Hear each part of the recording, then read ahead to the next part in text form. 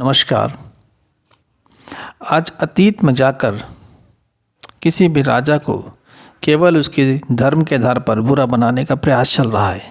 मैं उनकी पैरवी नहीं कर रहा हूँ। जो बुरा है सो बुरा है।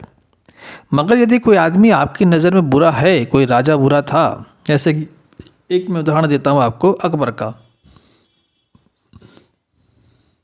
ये जातिवादी लोग अकबर को बहुत बुरा कहते हैं कि अकबर बहुत बुरा राजा था। चलो भाई, मान लेते हैं कि अकबर बुरा राजा था। अब बुरा राजा कोई भी काम करेगा तो अपने सिपह सलारों के माध्यम से करेगा, अपने प्रधानमंत्री या मंत्रियों के माध्यम से करेगा, अपने सिपाहियों के माध्यम से करेगा, अपने सेनापति या जो भी उनके सूबेदार हैं उनके माध्यम से करेगा। खुद तो करेगा नहीं। तो जो इस काम में उसका सहयोग कर रहे थे वो भी तो बुरे आदमी हुए। अकबर बुरा आदमी था, उसने बहुत बुरे बुरे काम किए, तो उसका साथ देने वाले लोग अच्छे कैसे हो सकते हैं? उसके यहाँ काम करने वाले लोग अच्छे कैसे हो सकते हैं? उसके निर्देशों का पालन करने वाले अच्छे कैसे हो सकते हैं? उसके काम में, हर बुरे काम में भागीदार आदमी अच्छे कैसे हो सकते हैं? तो जब अकबर को आप बुरा मानते हो तो उसके दरबार के जो खास लोग थे, जिसको बोलते हैं नौरत्न, उसमें से मैं दो नाम ले रहा हूँ, बीरबल और तानसेन। ये बीरबल और तानसेन जो अकबर के दरबार के नौरत्नों में से एक थे। अगर बीरबल गलत था, बीरबल बुरा था, तो उसके ये नवरत्न भी तो गलत हैं। जो उसका साथ दे रहे थे, जो उसके साथ बैठे थे, जो उसको योजनाएं बताते थे, जो उसकी योजनाओं का पालन करवाते थे या करते थे, ये अच्छे कैसे हो गए? आप तो इनकी जयंती मना रहे हो। आप कैलेंडर देख लीजिए, बीरबल जयंती, उसके बाद ये तानसेन जयंती। जिन लोगों ने अकबर का साथ दिया, जो अकबर के दरबार की शोभा बढ़ा रहे थे, बुरे इंसान की शोभा बढ़ा रहे थे, उनकी आप जयंती मना रहे हो। क्यों भाई? क्योंकि वो आपकी विशेष जाति से आते हैं। जाति वर्चस्व, वो सबसे बड़ी जाति से आते हैं, पूजनीय जाति से आते हैं, जिसके पाँव पूजे जाते हैं, जिसके पाँव धो के पिए जाते हैं, जिसको कथा कहने का केवल अधिकार है, दूसरे को अधिकार नहीं है, ये उस जाति से आते हैं थे। इसलिए इनकी जयंती मनाओगे आप। भले ये बुरे आदमी के साथ दे रहे थे, तो बुरा आदमी हो गया, राजा बुरा हो गया, और जो उसका साथ दे रहा था वो आदमी अच्छा हो गया, क्योंकि वो आपकी जाति का है। बीरबल आपकी जाति का है, तानसेन आपकी जाति का है, इसलिए वो अच्छा आदमी हो गए। इसलिए आप उनकी जयंती मना रहे हो। आपको शर्म आनी चाहिए। जब राजा बुरा था तो उसके साथ काम करने वाले लोग भी बुरे थे, तो इनको तो इनकी जयंती मनाना छोड़ो। इन जिस तरह से धिक्कार कर रहे हो आप राजा पे, अकबर पे, उतना ही धिक्कार तो इन दोनों पे करना चाहिए था आपको।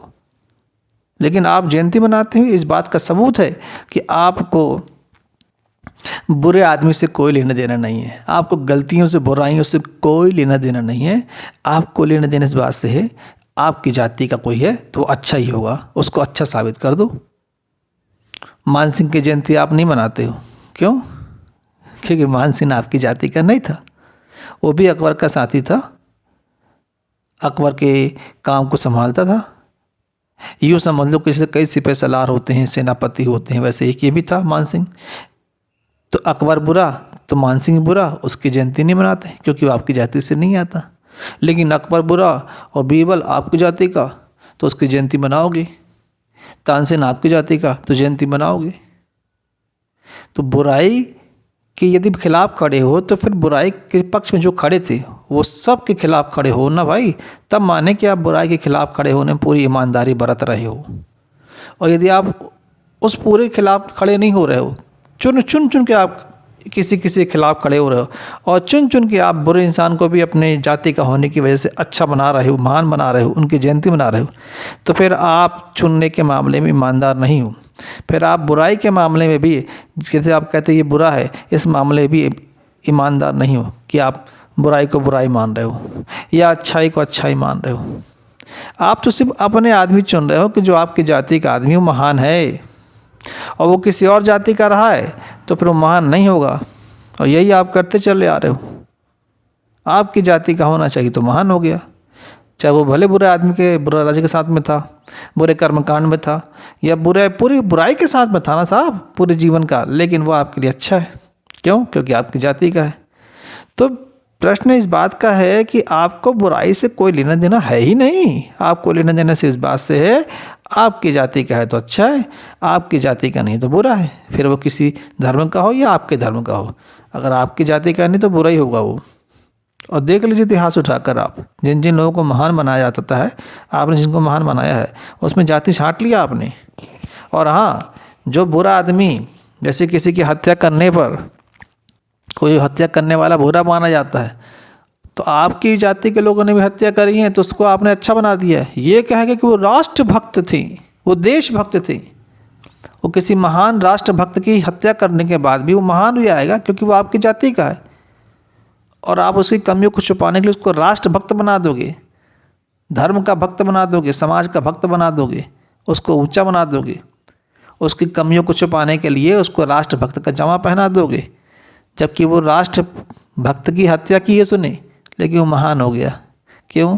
क्योंकि वो आपकी जाति का है। तो आप चुन चुन के निकालते हो कि आपकी जाति का कोई हो तो महान होगा। भले उसने बुरे काम किए हैं तो उसको अच्छाई का जामा पहना दो कि उसने धर्म के लिए किया है, उसने देश के लिए किया है, जबकि वो देश के लिए नहीं कर रहा है, वो महान हो जाएगा। यही तो आप कर रहे हो। तो ज़रा जांचो, और सुनने वाले आप भी देखो कि कैसे अच्छाई और बुराई के बीच ये बुरे आदमी को, बुराइयों को अच्छाइयों का जामा पहना के अपने लोगों को अच्छा दिखाते हैं, और बाकी जो गैर जाति का है या दूसरे इनके समाज का है तो उसको बुराई बनाने में कोई कसर नहीं छोड़ते। वो तो उनके लिए बुरा रहेगा। धन्यवाद।